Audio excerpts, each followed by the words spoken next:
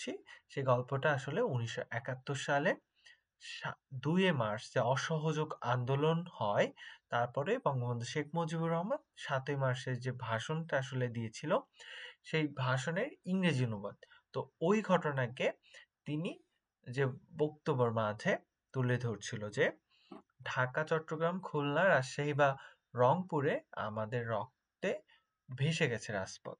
The people of Bengal now want two be free.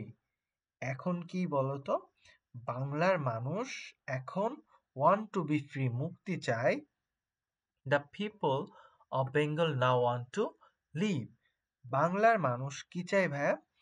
বাঁচতে চায়। Leave মানে কি আমরা বাঁচতে চাই।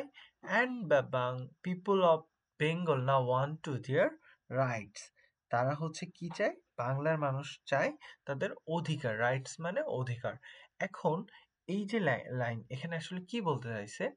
বঙ্গবন্ধু শেখ মুজিবুর রহমান আমাদের যে 23 বছরের যে ইতিহাস, আমরা 1947 সালে আমাদের পশ্চিম পাকিস্তান, পূর্ব পাকিস্তান এবং ইন্ডিয়ার সাথে যে আমাদের ভাগ হওয়ার পরে আমরা যে সবসময়ের জন্য নিষ্পেষিত, নির্যাতিত ছিলাম, আমাদের অধিকার আমরা পাইনি, সেই বিষয়গুলোকে তিনি তুলে ধরেছেন।